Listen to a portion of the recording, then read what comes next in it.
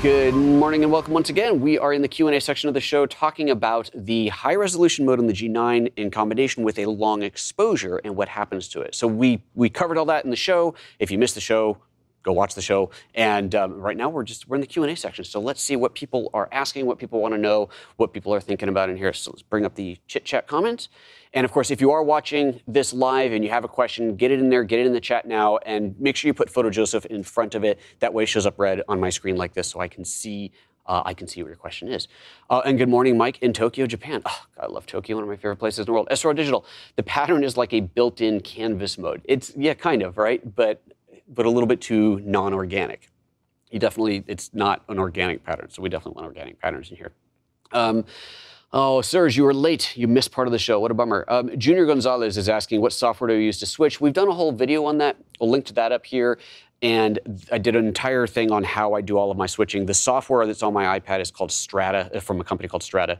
It's all this is a control interface, what's the word I'm looking for? Yeah, it's a control interface to my hardware switcher. This is not doing switching. All this is a remote control, like the one for your TV.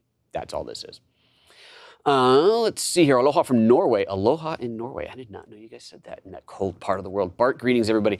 We're waiting for real questions to come in. If none come in, then we're going to have a very, very short Q&A section of the show. SRO Digital asking, will you be getting a LUMIX GX9? I don't know. I was thinking that I would, but I may not be at this point. We are, I think, doing more promotions on the G9 right now. So I don't know if I'm going to get a GX9 to talk about. We'll see. If I get one, you'll be one of the first to know. But right now, it's G9, baby. And let's see. That's it. It says I have no questions today.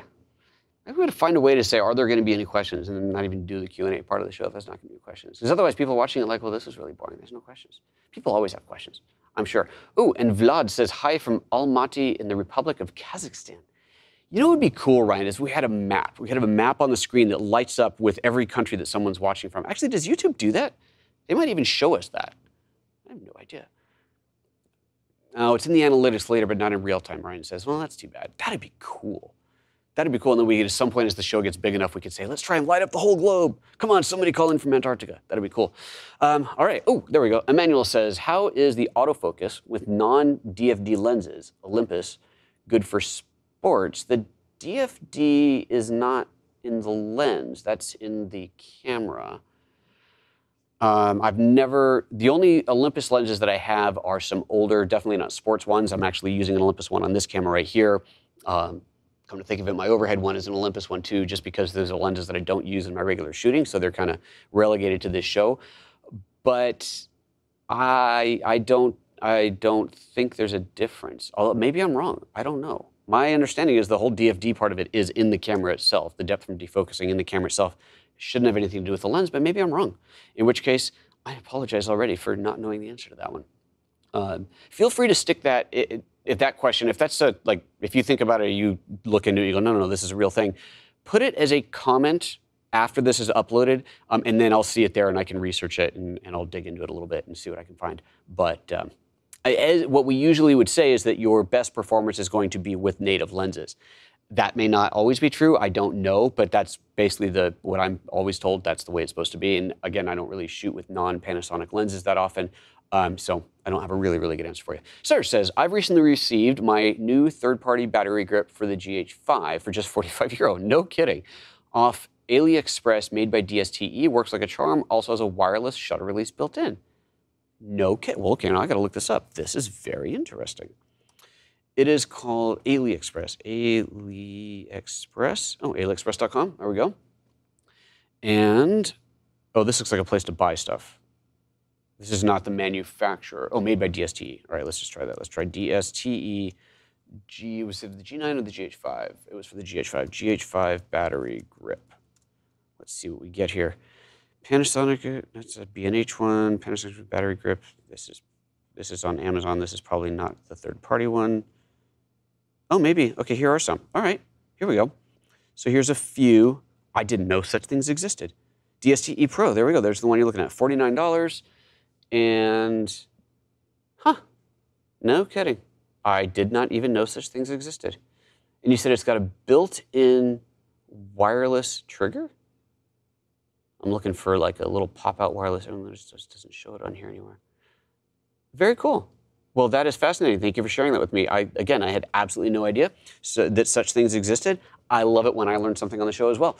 So, Serge, thank you for sharing that with us. So, anybody who's looking for a battery grip and for whatever reason doesn't want to do the Panasonic one, it's worth looking at for sure. Obviously, I would rather you buy the Panasonic one, but you know, hey, you got the GH5. That's awesome. SRO Digital says England would be blasted with red markers going off the number of UK people watching. I know, right? It's the time zone. There's a lot of people in the UK get to watch, which is awesome. Martin, have you got a video on best tripod options for beginners?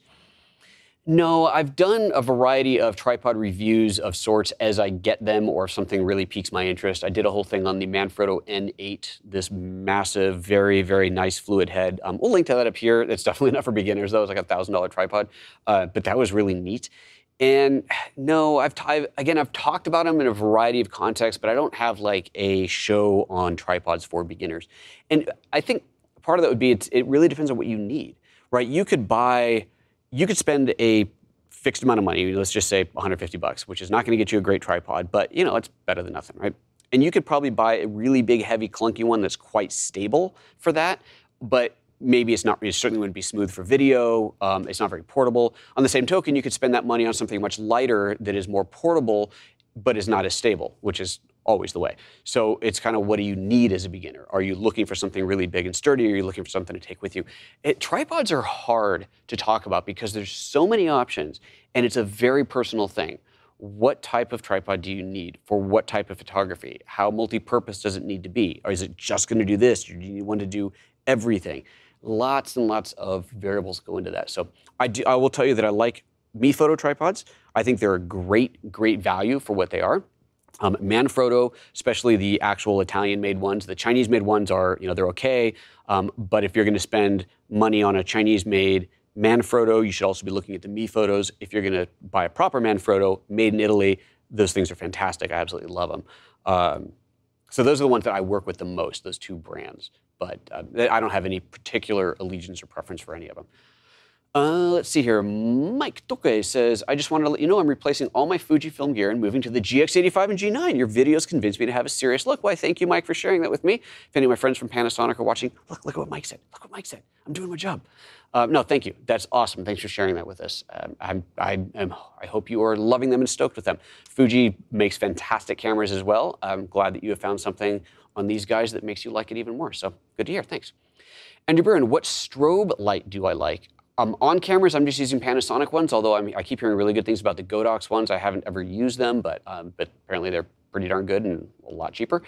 And in the studio, I use ProPhotos, and I have a set of ProPhotos that I've had for a decade. They're basically just like new, rock solid.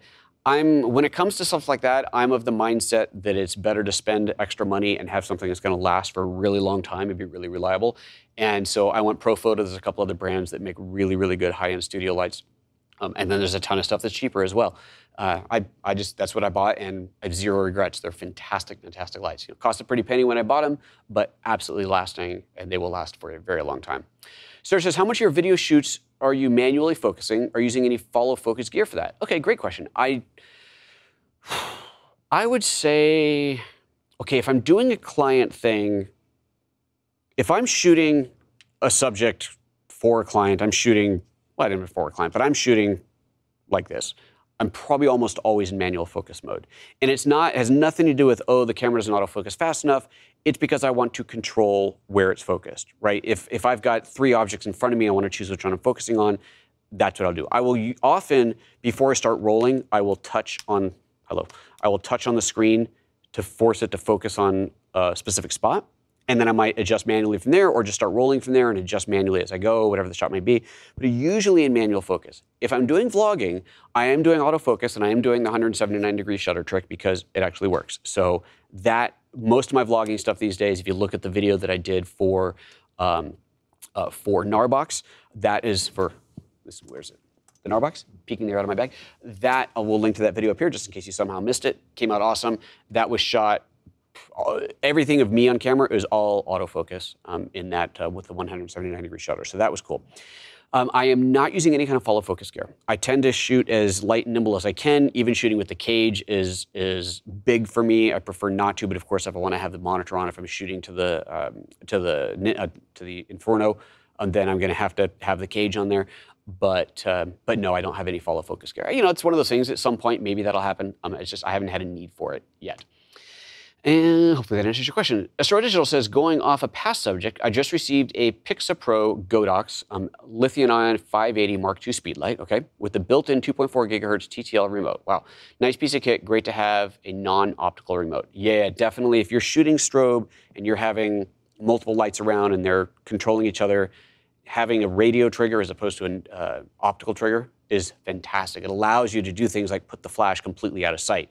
So if you're shooting, I don't know, let's say you're outside shooting through a window into a house and you want to have a light inside the house, you clearly don't want that light to be in the line of sight of the camera. Therefore, in the shot, you stick it out of the angle of view and the light can still trigger it. Awesome. Without a doubt, great way to go. I do keep hearing about these lights. I'm going to have to get myself a set of them because, yeah, they're definitely good. All righty, hearing lots of good things. Okay, cool. I guess that's it. Thank you very much, everybody, for tuning in. I'm glad we did have some questions. I may not have been related to the topic at hand, but that's okay. Every little Q&A becomes an AMA, and that is super, super cool. All right, guys. Oh, this is interesting. Emac, I'm going to throw this back up again. Emac says, the DST battery grip is great, but the feel is different than the GH5, and the button and dial feel a bit loose.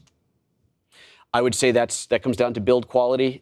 Things like the feel of a button and a dial on your camera are definitely something that comes down to the manufacturing quality, the build quality of that piece of gear. You buy a really expensive piece of gear, anything, cameras or anything, and you know, the knobs and the buttons, they feel good. You know that they've been tested to 100,000 actuations or something, and they're not going to fall apart on you. Cheaper gear, maybe it's a little wobbly, maybe it starts to wear out. That's always the thing to consider. So I would say when it comes to the battery grip, if you're really serious about your photography, you're really serious about your battery grip, just buy the real one. But if you just want to play around with it, something you're not going to use that often, then maybe that third-party one's not such a bad plan. You just never know. All right, that's it. We are going to bail out of here. Folks, thank you very much for tuning in today. Stay warm wherever you are, and we'll see you next time. Bye-bye.